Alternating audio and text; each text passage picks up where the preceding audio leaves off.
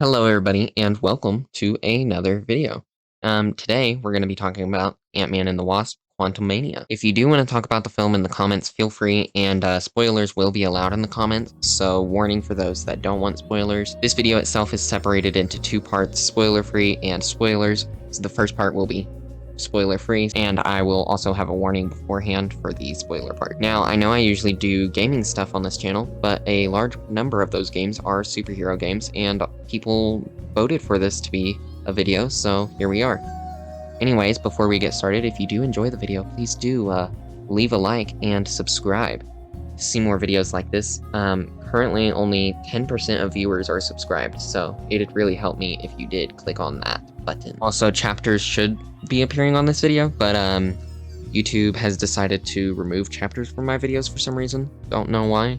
So if they're not there, you can check the description for time codes. Anyways, let's get started. So first things first, I will say that I thought the first Ant-Man film was great.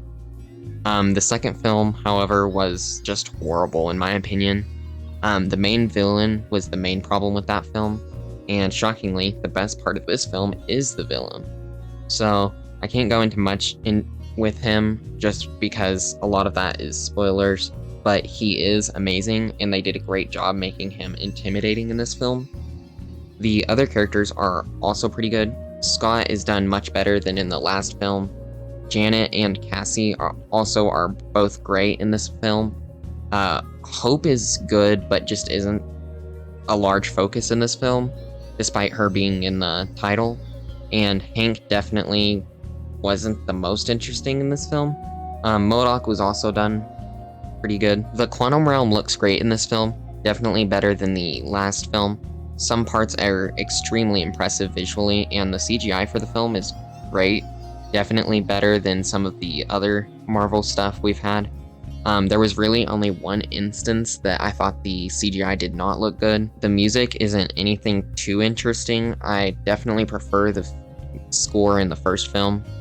The humor is much better done than the last film, mainly due to the fact that the last film, they spoiled basically every joke in the trailer, so that's an improvement on this film. The designs for all the characters are really good as well. I thought that Hope, Scott, and Cassie's suits looked bad when I first saw the pictures before the film released, but I actually really liked them when seeing the film, and I'm glad the colors are not super desaturated. Kang's design is great in the film, and I'm so glad that they did the blue face shield. That was always something I expected them to not do if he was brought into the films, but they actually did it, and I'm happy about that. MODOK's design is pretty good, but the head is not perfect.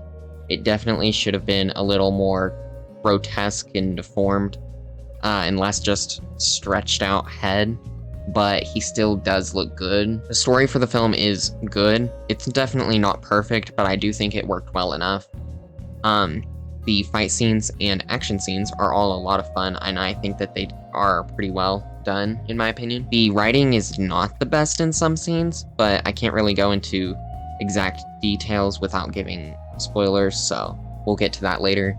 I know a lot of people don't like this film, but I think that may just be because of the weirdness of the film and world that they're in, and maybe just being a little bit confusing at times. Overall, I think that the film is the best of the three Ant-Man films. The first Ant-Man film is really close in quality, in my opinion, even though it is very different. I would give it a 7 out of 10 or 3.5 stars out of 5. The best part of the film is definitely Kang, which is shocking as I honestly never loved Kang, to be honest, in the comics. But he's definitely been improved on in the film, in my opinion, and I can't wait to see him again. Now, this next part of the video is going to be spoilers, so here's your warning if you do want to leave. But before you go, maybe hit that like and subscribe button, Alright, I'm gonna give a countdown, and 3, 2, 1. So the first spoiler thing I want to talk about is MODOK. Now, MODOK is not super accurate to the comics, and I wasn't happy about this before seeing the film, but they honestly still did a good job, and they did include a lot of the more important parts, I'd say. I definitely do think that the Avengers game version of MODOK did a better job, and I know people aren't used to anyone saying the Avengers game did something better than literally anything, but it did for this. I probably wouldn't have liked him as much if we hadn't gotten that version of MODOK in the game, as I really don't mind him being as accurate just because we already got a more accurate one in that game. I know most people probably also didn't like and won't like his redemption arc, but I didn't mind it too much, and Kang's reaction in the scene is just great, so I think it was worth it in my opinion. I do wish that Hank had more to do in this film, as he's really just in the background other than the ending, but I do get that they have a lot more characters in this film than the last ones, and that's really all I have to say about the other heroes with spoilers. Kang is extremely brutal in this film, and I have to admit, I love it. I'm glad he's not afraid to get his hands dirty when necessary and just be on these heroes with his bare hands. It's also cool to see the other versions of Kang in the post-credits scene, including the Pharaoh Kang. Can't remember what he's called in the comics. Also, if you did miss it, I'm sure that the ones who sent him to the Quantum Realm are the Fantastic Four, as I feel like if it was meant to be the Avengers, they would have just said that. So that's definitely interesting.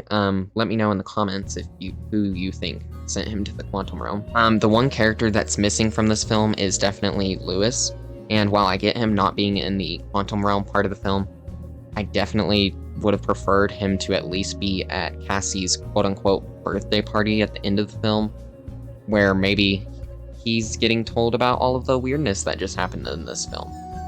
The random creatures in the Quantum Realm have a great design in my opinion, and I like that they look different from the Guardians aliens featured in the other films in the MCU. They have a sort of microscopic feel to them, if that makes sense, with like lots of antennas and like weird little tentacles and such. Some of the writing I mentioned like before isn't great, mainly with the other characters just basically begging Janet to tell them what's happening over and over, and her just refusing to for some reason. And I know other people have definitely complained about Cassie's lines, but I feel like they fit a young character who just wants to make the world a better place, and she just wants Scott to kind of be a little more help out some more, which I get. Also, he kind of does deserve a break, I guess you could say, but then again, superheroes don't get breaks a lot of the time, so I don't know. Anyways, I know a lot of people wanted more of the shrinking perspective scenes, and I loved those in the last films, even in Ant-Man and the Wasp, which I didn't really like as a film. I thought those scenes were so good, but I thought that the quantum weirdness scenes were really cool, and I didn't mind them taking that role in the film. And I'm sure that in whatever next we see Ant-Man in, they'll do more shrinking stuff. Also, we got to see MODOK's rear end, so yeah. That's really all I have to say about this film. I think it's good. I went into this film with very low expectations after the last Ant-Man film, which I just didn't like, but I was happily surprised. If you did enjoy this video, please do leave a like and subscribe for more videos like this, and I will see you guys next time. Also, let me know if I should review any other films. Bye-bye, I will see you guys next time.